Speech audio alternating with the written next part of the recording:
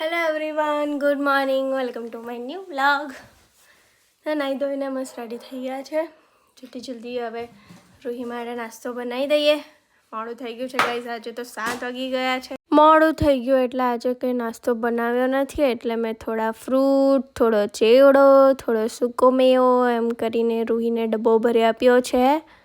અને આજે તો સેટરડે છે એટલે વાંધો નહીં. ને એના આઈ કાર્ડ એના બેગમાં જ છે. મારું આઈ કાર્ડ તો બેગમાં જ છે. બનાવી દીધું મમ્માએ. મમ્મા તું એ બોટલ ની વઈલો. અરે ભૂલી જ ગઈ. આમ ક્યું નહીં જોઈએ બોટલ.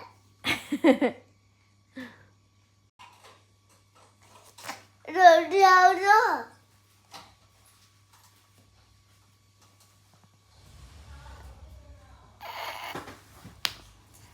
તાલા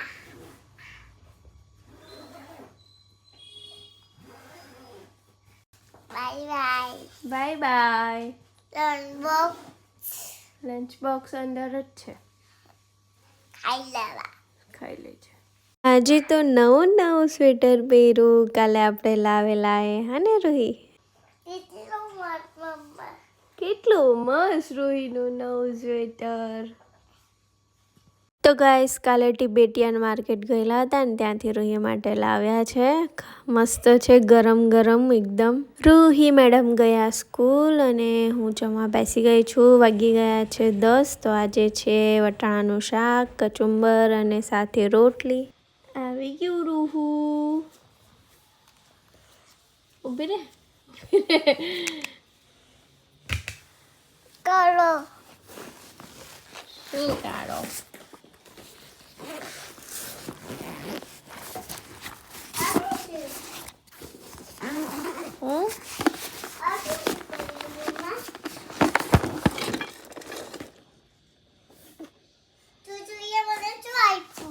તને મેં બધું જુદું જુદું આપેલું, કેમ અડધું ખાધું અડધું નહીં ખાધું? નીચે પડી ગયેલો.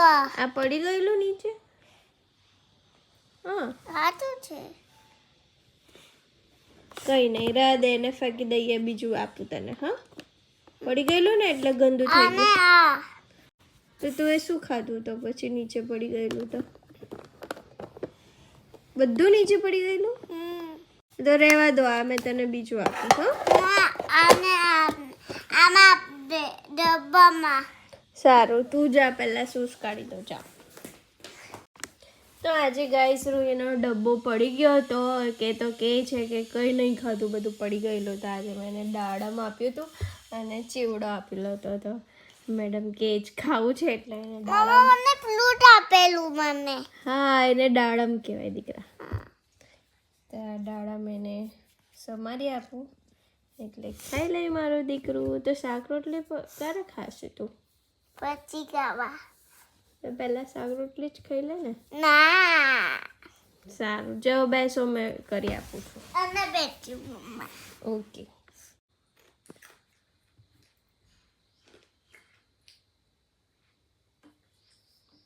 શું કરે તો? એવું નહીં ખા, પડશે. ધીમેથી ખા.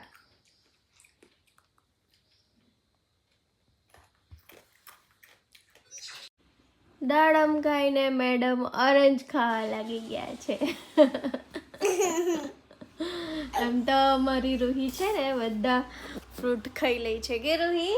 અમારી રૂહીને બધા ફ્રૂટ ખાતા આવડે, જાતે ખાઈ લે હે ને.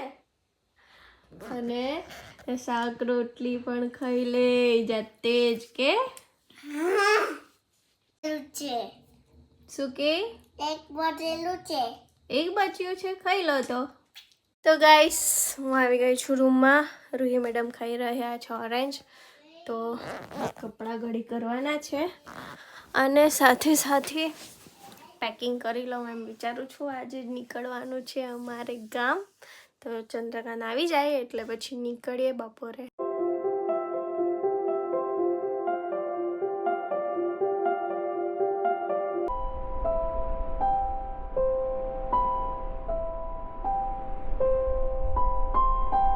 ગાઈસ આવી ગયા છે ઘરે અને જમવા પણ બેસી ગયા છે. આજે જમવામાં છે પનીરનું શાક, રોટલી અને ત્યારબાદ નંબર આવે છે રાઈસનો.